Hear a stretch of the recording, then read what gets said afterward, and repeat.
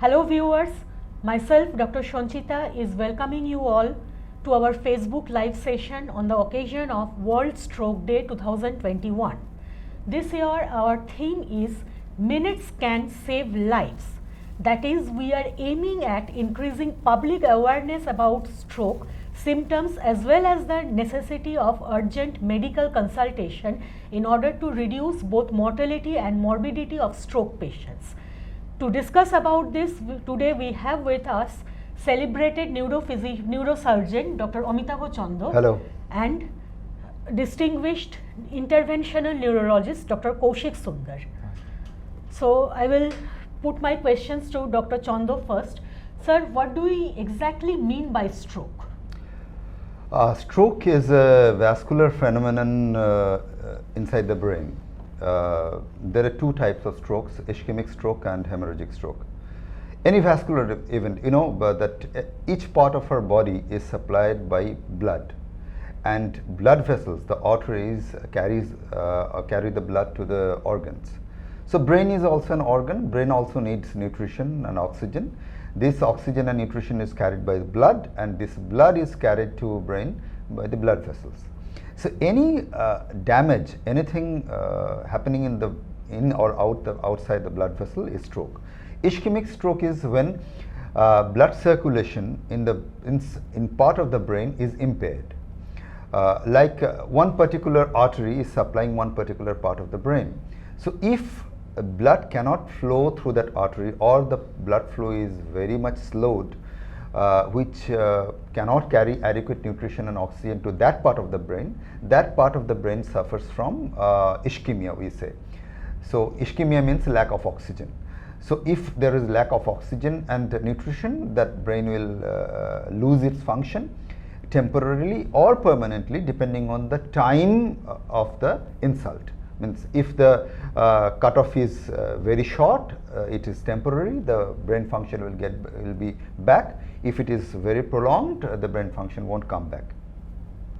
So this is ischemic stroke. Hemorrhagic stroke is that if any part of the blood vessels, mainly arteries and sometimes it's a vein, gets ruptured due to various reasons. We'll come to the reasons later on during the talk, and causes hemorrhage, the spilling of blood outside the blood vessels. It could be in the brain matter, or it could be in the part of the compartment we'll call subarachnoid space, that is just outside the brain and within the arachnoid, which is a thin covering outside the brain.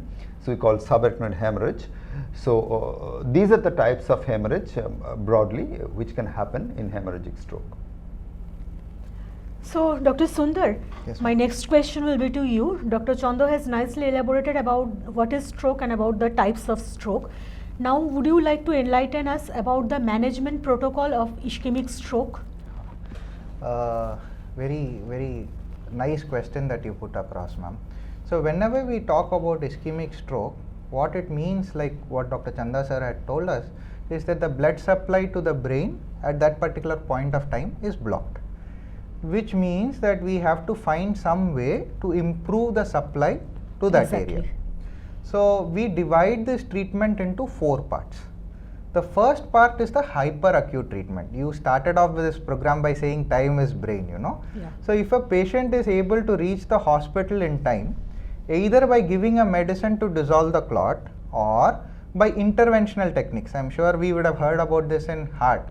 We saw about angiogram, angioplasty. That same way we can go inside the blood vessel, remove the clot and come. So either we dissolve the clot or we see to it that the blood vessel is open so that the blood supply to the brain is reached. So this is called the hyperacute phase. So moment the patient comes to the emergency room, we have to do this. The next phase is the ICU phase or the critical phase, where we have to keep these patients in an ICU setup. Most of the times you would have seen this, ma'am. Most of our patients who had an acute stroke, the moment they come into the emergency, depending upon their treatment, we keep them in the ICU, at least for an initial few days. Then the third type of treatment is what happens in the ward, where we say, why did this stroke occur? How should we prevent it in future from occurring? And looking at all the risk factors, like how is his heart, how is the cholesterol, how is the blood pressure, how is the sugar, all that will happen in the ward. At the same time, we also start rehabilitation measures. exactly at that time we start, not in the ICU, once he comes to the ward. What are those rehabilitation measures? Primarily physiotherapy. In some patients they might have swallowing difficulty, so we might have to start about speech therapy and swallowing therapy as well. Younger patients will have to start occupational therapy. Now these comes in the ward, but the most important treatment is the fourth one, which is treatment at home, because that is the part where doctors and nurses kind of give a handover to the family members.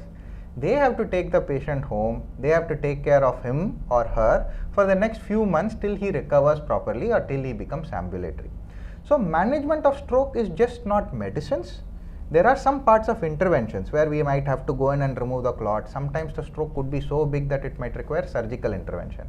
There is a part in the ICU, there is a part in the ward, and finally the treatment doesn't just end there with discharge. The treatment continues at home. So all these become a part of management of stroke. Thank you, sir. Sir, would you tell us what are the indications when we would go for a surgical intervention in case of ischemic stroke? Look, in ischemic stroke, by and large, the scope of surgery is mainly preventive. Okay. Once there is an established stroke, surgery is done to save life, like decompressive craniectomy. Means if it's a infarction, which is I'm talking of ischemic stroke.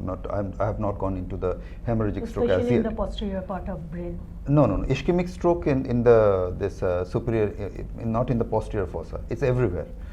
If the brain swells due to ischemia, infarction, because when they say establish in ischemia causing damage, irreversible damage to the brain, is called infarction. So the brain swells up. Any injury will cause swelling of the part.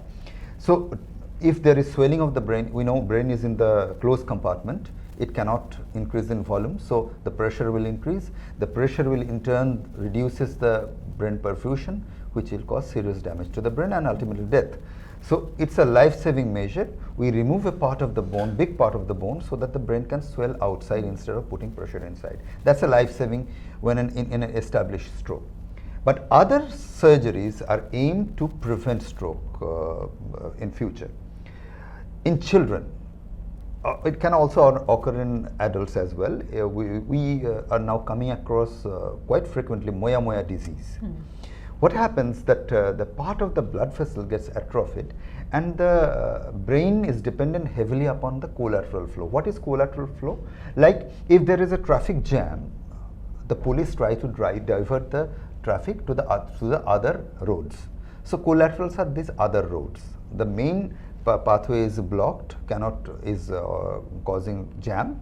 So the blood is taking some other courses, but these are inadequate. When the oxygen demand increases, the patient suffers from ischemic stroke, ischemia.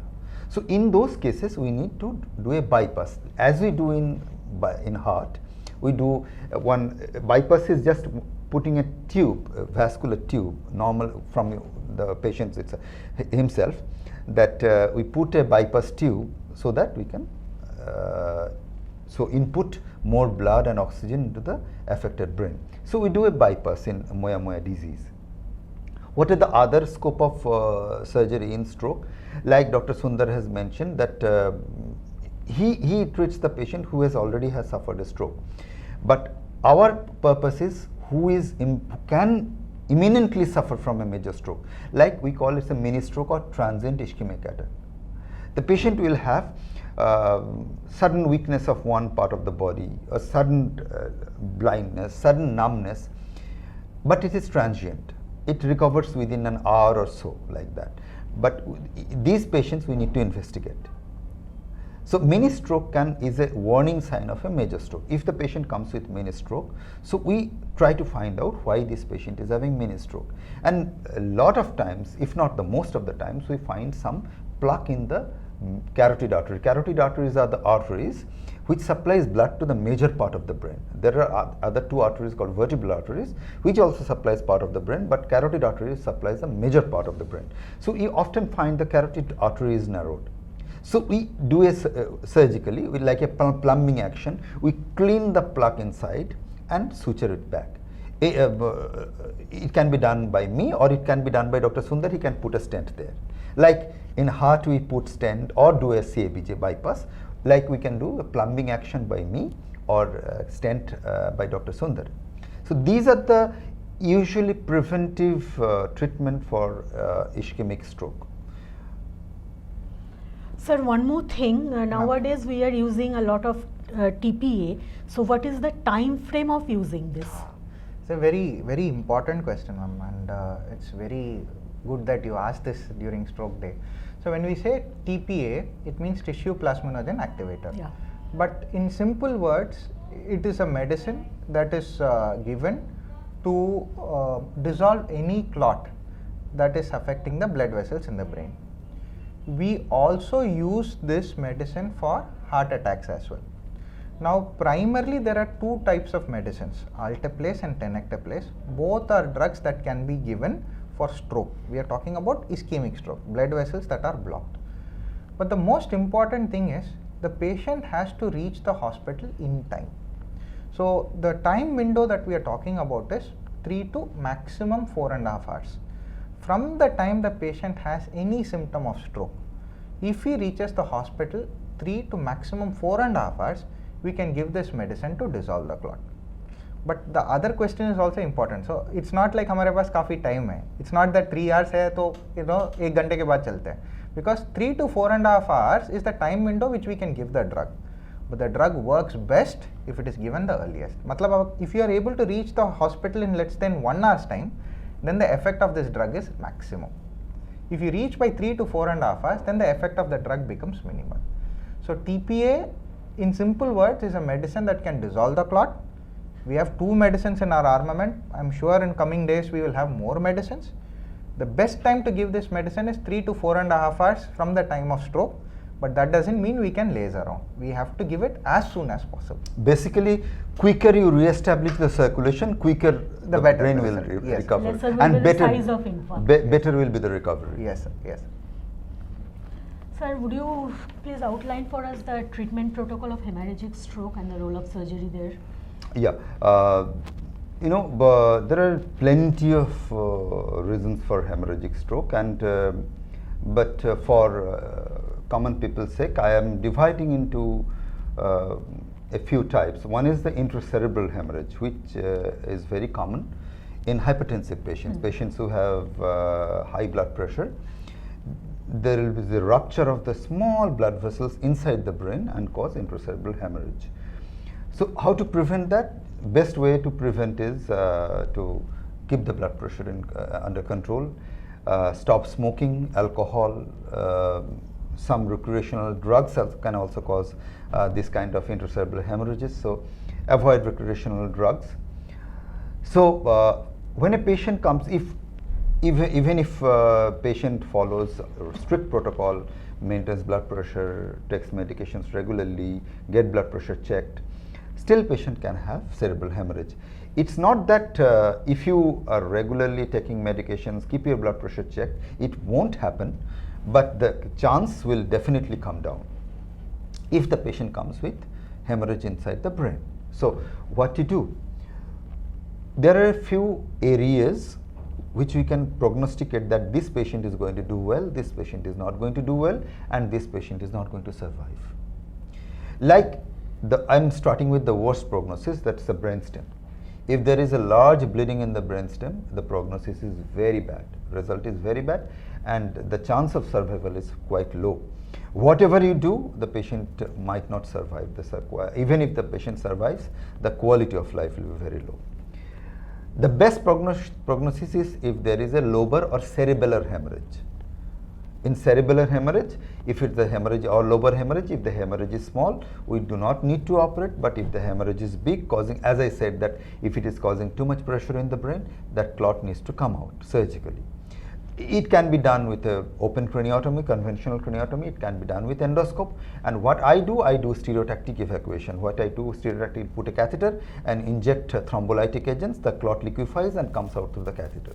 So without handling or manipulating the brain, we can take out the whole clot like that. Other places, basal ganglia is a very common place of hemorrhage, and thalamus. So these are the lesions. If the hemorrhage is quite big, we can remove the clot surgically. Another type of hemorrhage which is potentially life-threatening is called subarachnoid hemorrhage due to rupture of aneurysms. Aneurysms are balloon-like things, abnormalities in the blood vessels. What happens? There are congenital, means inborn weakness in the wall of the arteries. So over the period of time when there is a pulsation, blood pulsation, it hits that weak wall of the blood vessel, and that part of the blood vessel gets ballooned up. And one day, due to fluctuation of the blood pressure, that balloon gets ruptured and creates hemorrhage. It is, a thumb rule is that 1/3 of people with subarachnoid hemorrhage do not reach hospital. Now 2/3 remains. 1/3 of that, means half of that, do not get discharged from the hospital, and 1/3 comes out of the hospital intact. Some are intact, some are with good results, some are not so good results. So aneurysm rupture is a very important and potentially life-threatening condition. It is said once an aneurysm has ruptured, there is a chance of 4% rebleed in first 24 hours. So in then after that, every day the chance of rupture goes up by 1 to 1.5%. So that after 2 weeks, within 2 weeks, the chance of rebleed is 20%.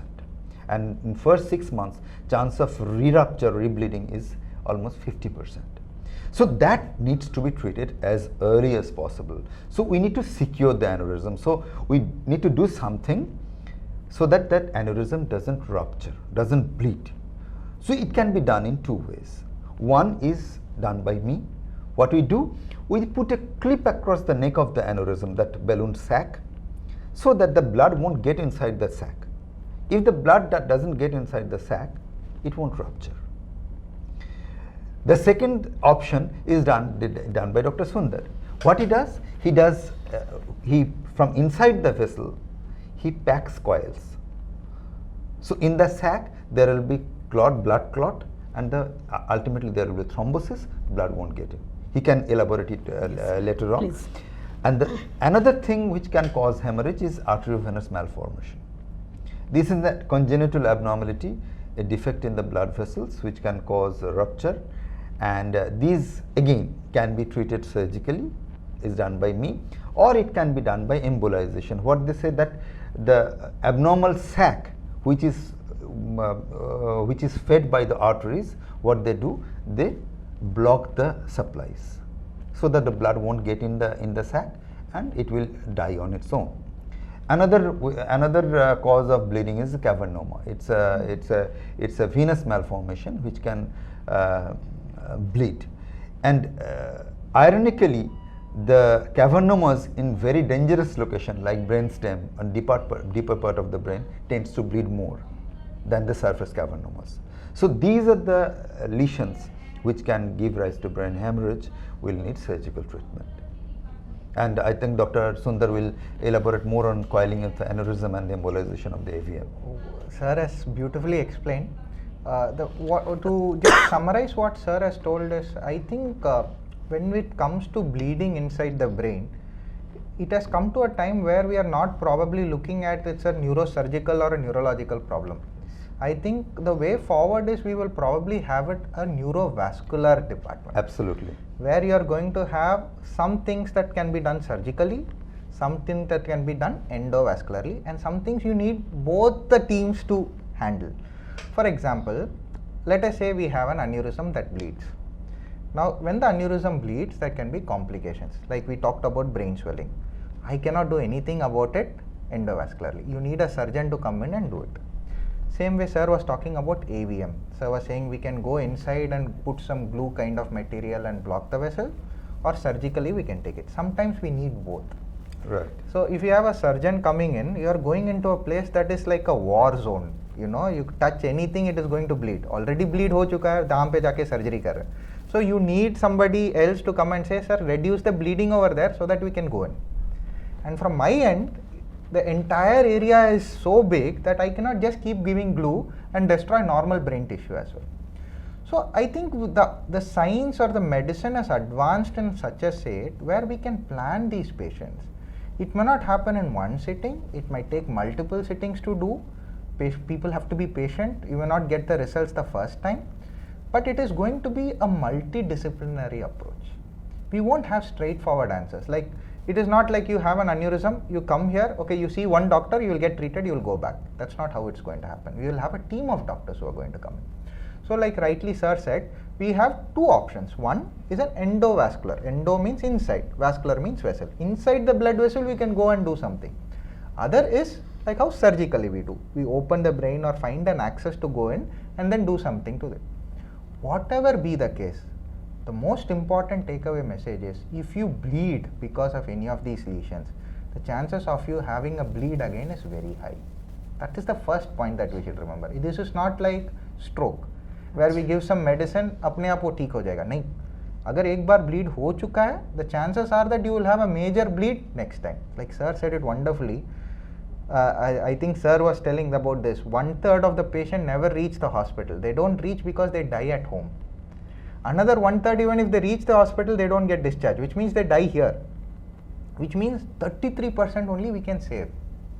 Now imagine what is the risk if you re-bleed. This is with the first bleed. मतलब एक बार bleeding हो चुका है, then the chances of your death is almost close to 70%.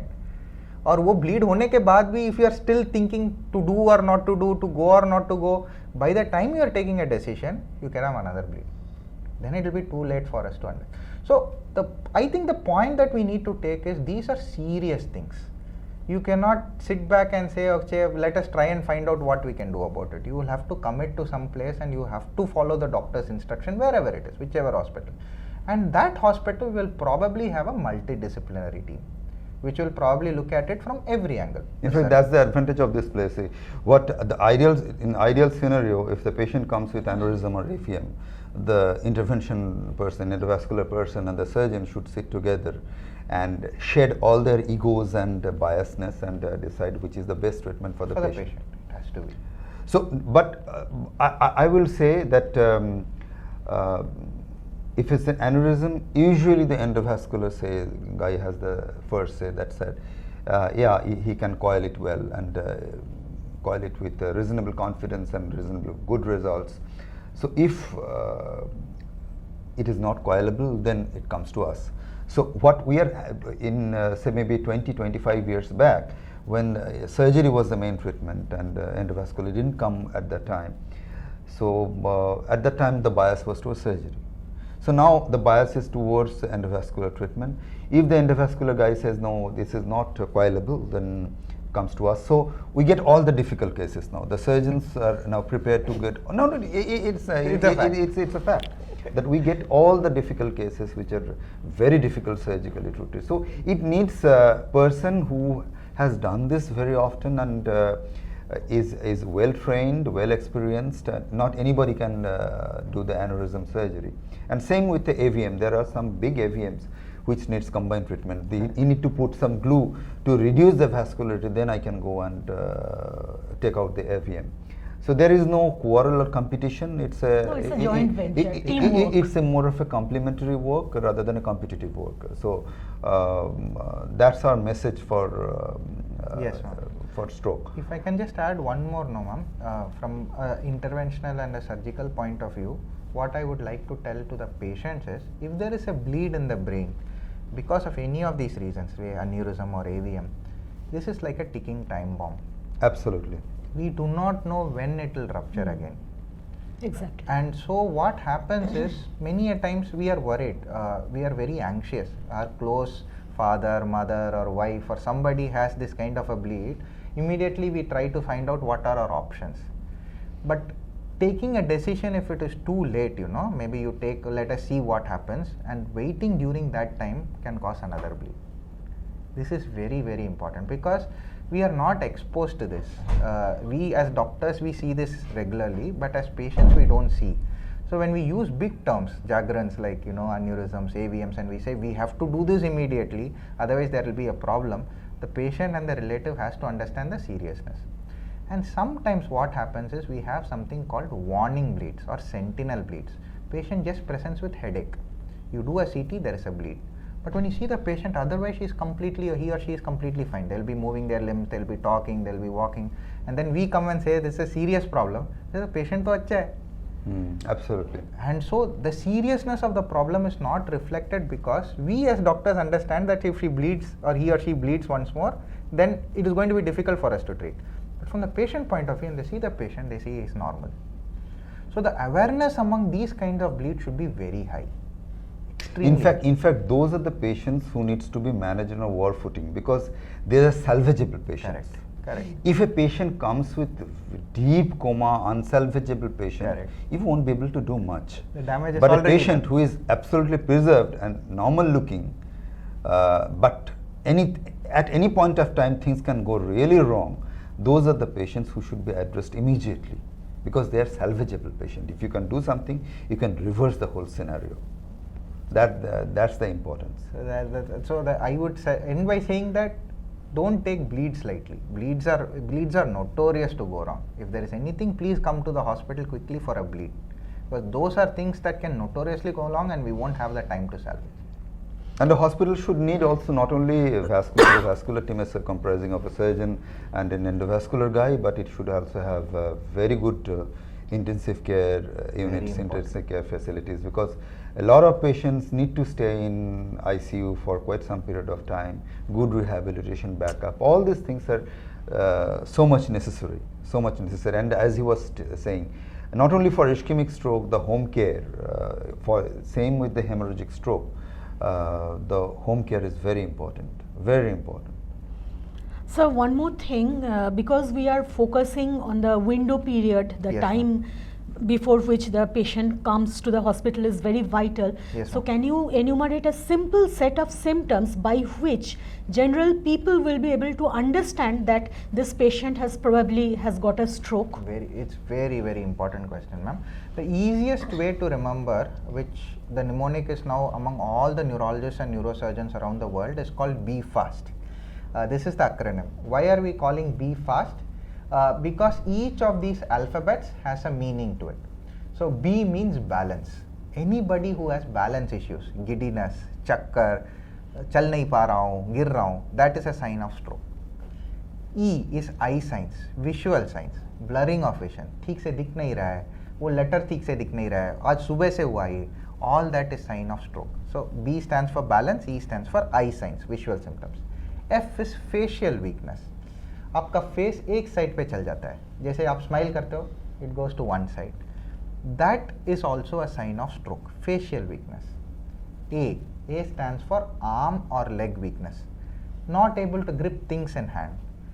You are trying to wear your chappal, your feet is not going in. Hand को आप ऊपर उठाने की कोशिश कर रहे हैं, गिर जाता है. These are all signs of stroke, arm and leg weakness. So I start about balance, eye और visual problems, facial weakness, arm or leg weakness, and then speech, slurring of speech. ठीक से पापा बात नहीं कर रहे हैं सुबह से, या बात ही नहीं कर रहे हैं, सब जो भी बोल रहे हैं कुछ उल्टा सीधा बोल रहा है. All these could be signs of stroke. And then T. T means it is the time to rush that patient to the hospital. जितना जल्दी हो सके आप पेशेंट को हॉस्पिटल लेके आइए. Because only in a hospital setting, a doctor or an attending physician can differentiate whether it is stroke or not. So the mnemonic to remember is BFAST. Balance, eye or visual problems, facial weakness, arm or leg weakness, speech disturbance. Then it is time to come to the hospital as soon as possible. And I will add one more, this sudden onset of severe headache. Yes. This is very important. It's not that headache is happening for last 20 years or so. It's the first time headache, and it's a worst headache in life. That's a signal of subarachnoid hemorrhage, which is a potentially very dangerous situation. So thank you, sir. Thank you very much for enlightening us with this very important information. So the take-home message is, we need to identify these early symptoms of stroke, all of us, even the general population, and bring the patient to the hospital or to any emergency medical service as early as possible. Only by this, in this scenario of increasing incidence of stroke to 1 in 4, especially in the younger population, can we be able to decrease the mortality of stroke, which is about 5.5 million deaths per year at present, and the morbidity in about 9 million stroke survivors at present. Thank you very much.